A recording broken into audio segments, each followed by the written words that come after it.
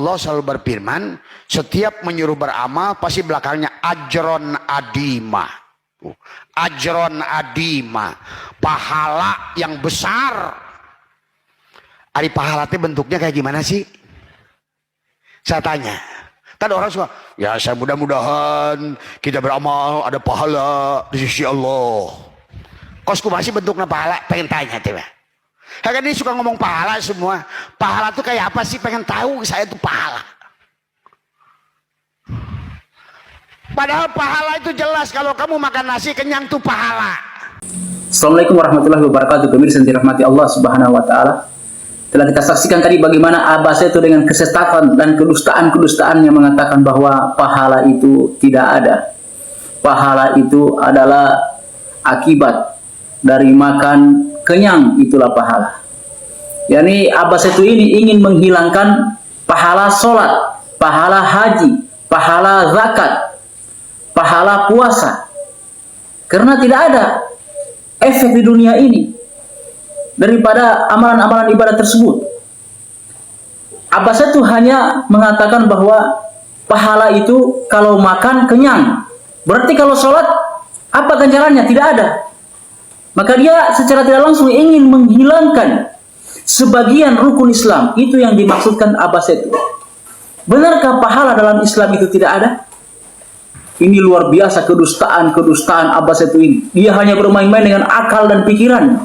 Dia hanya menggunakan dalil logiknya saja yang dia gunakan, tanpa memperhatikan dalil-dalil dari Al-Quran dan Sunnah Nabi Sallallahu Alaihi Wasallam. Padahal Allah Subhanahu Wa Taala jelas sekali mengganjar pahala bagi orang-orang yang beramal soleh.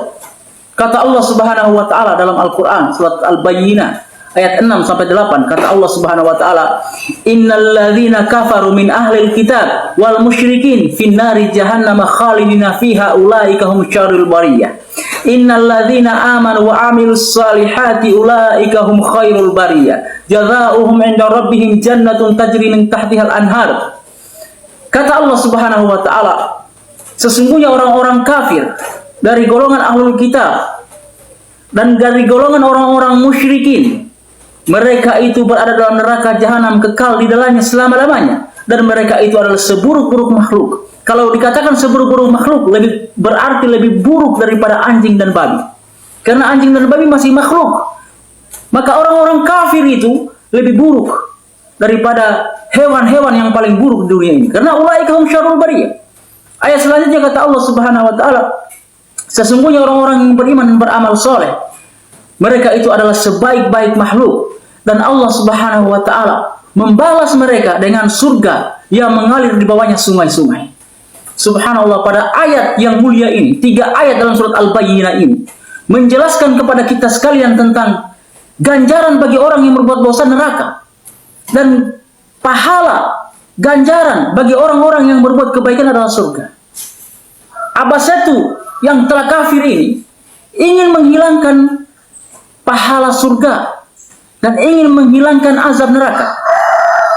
Bahkan di sebagian video-video dia dan pernyataan-pernyataan dia bahwa neraka itu tidak ada, surga itu tidak ada, kata dia. Tidak ada. Azab kubur tidak ada. Haji tidak disyariatkan. Haji menyembah berhala, menyembah Hajar Aswad, batu meteor, kata dia. Dan berbagai macam kedustaan orang ini. Yang kedustaan tersebut hanya diterima oleh orang-orang kafir, orang-orang munafik, dan orang-orang kaum muslimin yang tidak memiliki ilmu dalam agama ini, kecuali hanya mengikut akal dan logika mereka yang sempit saja. Oleh karenanya, kita diwajibkan untuk menuntut ilmu syar'i agar kita mengetahui tipu daya orang-orang kafir seperti Abbas itu ini yang ingin merusak Islam ini. Kita mengetahuinya dan kita menghindarinya, dan menasihatkan kepada kaum muslimin untuk tidak mengikuti dakwahan atau seruan-seruan si kafir Abbas itu ini. Barakallahu fiik wa sallallahu ala nabiyina Muhammad wa ala alihi wasallam wa akhiru da'wana alhamdulillahi rabbil alamin.